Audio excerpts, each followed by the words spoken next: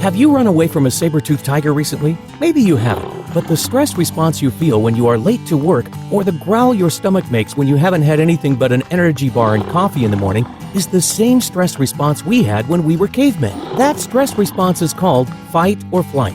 Grunk is a real-life caveman. He goes to work hunting saber-tooths and rabbits for his family. Unfortunately, the saber-tooth chases Grunk on occasion, and his physical and emotional stress levels go way up. When this happens, Grunk's body's intelligence kicks in to help him escape. His heart rate goes way up, his blood pressure spikes, more adrenaline is produced, and the body moves the blood away from the digestive tract and into the muscles, as digesting food isn't a priority at that moment. Grunk eventually does escape and rests at home, and after 15 to 20 minutes, his body resets and begins to operate normally again. Now, your body doesn't know the difference between running from a saber-toothed tiger or rushing your kids to school. Your body's stress response is triggered in both situations, so your blood pressure, heart rate, and food digestion is the same as Grunk's when he's running away from a tiger. These types of situations could happen every day in our culture.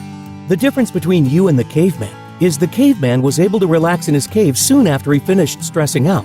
So for the whole day, the caveman would stress the duration of a hunt, which would last maybe an hour.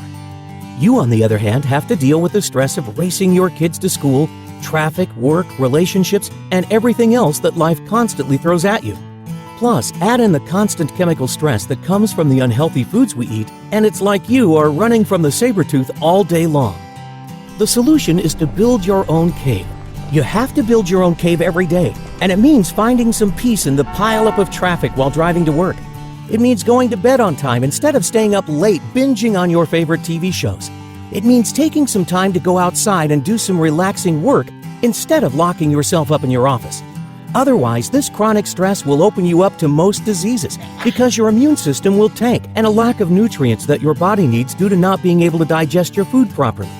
Add to that the fact that your adrenals, which are the glands that sit atop your kidney and decide where your hormones go, are so active with the abundance of stress you experience and put into your body, you will develop adrenal fatigue. Put all this together, and now you know why stress is the start of all disease processes. How can we make our fight or flight more effective? How can we turn it off when we don't need it and bring it up when it's necessary? Ask yourself what you are putting in your body for energy. Your body is probably asking your brain for those artificial stimulants you gave it, like coffee, processed sugars, or genetically modified foods, because it's confused on why the adrenals aren't filling up like they used to. You have sucked your adrenals dry of hormones that didn't need to be active in the first place. That's huge because we are taking a finite source and sucking it dry. What people may not know is that a lot of things trigger the fight or flight response.